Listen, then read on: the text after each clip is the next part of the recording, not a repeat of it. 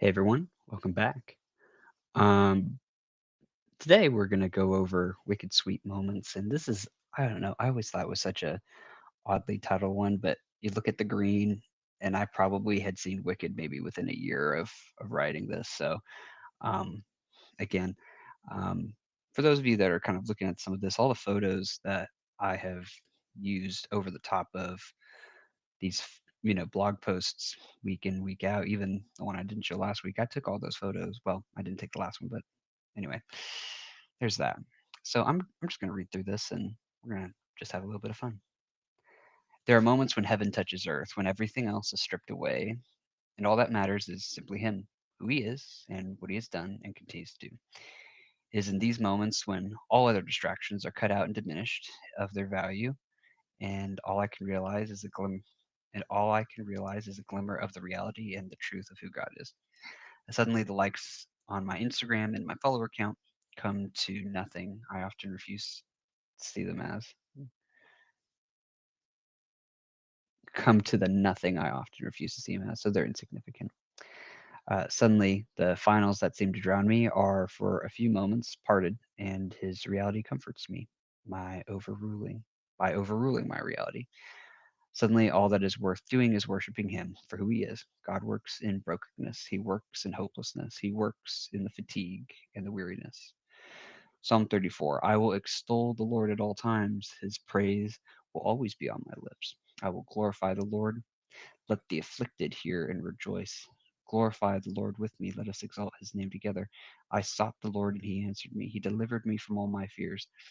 Those who look to Him are radiant, their faces are never covered in shame. This poor man called, and the Lord heard him. He saved him out of his troubles. The angel of the Lord encamps all of those who fear him, and he delivers them. Taste and see that the Lord is good. Blessed is the one who takes refuge in him. Fear the Lord, you his holy people, for those who fear him lack nothing. The lions may grow weak and hungry, but those who seek the Lord lack no good thing. Come, my children, listen to me. I will teach you the fear of the Lord. Whoever of you loves life and desires to see many good days, keep your tongue from evil and your lips from telling lies. Turn from evil and do good, seek peace and pursue it. The eyes of the Lord are on the righteous, and his ears are attentive to their cry. But the face of the Lord is against those who do evil, and to blot out their name from the earth. The righteous cry out, and the Lord hears them. He delivers them from all their troubles. The Lord is close to the brokenhearted and saves those who are crushed in spirit. The righteous person may have many troubles, but the Lord delivers him from all of them. He protects all his bones, not one of them is broken. Evil will slay the wicked, the foes of the righteous will be condemned. The Lord will rescue his servants. No one who takes refuge in him will be condemned. And so I think as I'm reading all of this, it's fear God, live a good life, and be safe. And consequentially, maybe watch as the people who aren't doing those things reap their consequences. So it's like do the right thing, enjoy your consequences, and watch other people enjoy theirs. Um, and so, I mean, I've often said recently um, that the beautiful and horrific thing about life is that it is wrought with consequences. Um, like you will pay the piper at some point. And so, the reality of this psalm, the postures and truths, I experienced all of these as I took a break from some work and striving, as I was reminded of worship and the virtue of humble beginnings. The prayer of my heart has been to be molded into the prone position as a posture of absolute worship to my King. As I realize right now, that means being put in a situation that ends in submission to Christ. So much has happened in this first semester of college, and honestly, to my friends behind me in life, buckle up and do not dare think you can go through the terrain you're about to traverse alone. You can't. Whatever bubble you are from, when it pops, you will be spellbound. You will be in awe and curious, only to find that the real world is dreary and confused. That hope is said to be in many different places, but I must say, all of it is such a lesser hope. No relationship, hookup, snide joke, a great adventure is worth having without Jesus. My singular hope for my friends is that you too would hold on to him and let everything else fall away. Honor him in all that you find yourself tasked to do.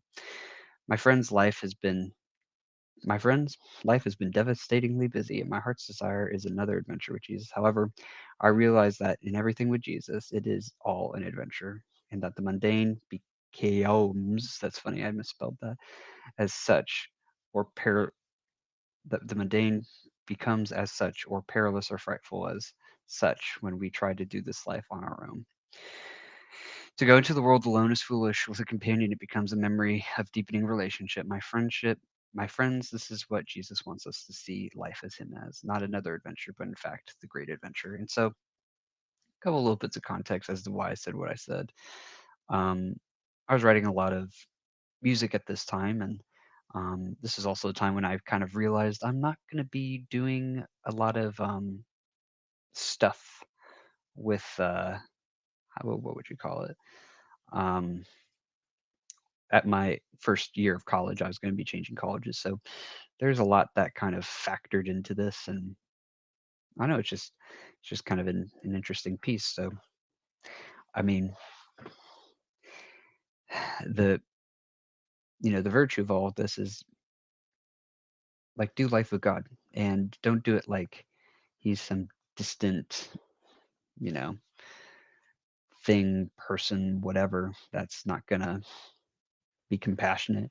Um, because he is, his heart is to love and to help us. But I think if we started looking at Jesus as a king and a companion at the same time, um, life suddenly becomes something that we can wake up without the horror. So that's I think that's the simple funny thing there. So anyway, um, slightly longer episode, 7 minutes instead of the 5.5 to 6, but small rebellion to take away from all of this. Jesus is your friend. You can treat him as that. So whatever that means for you, good luck. God bless. Bye bye.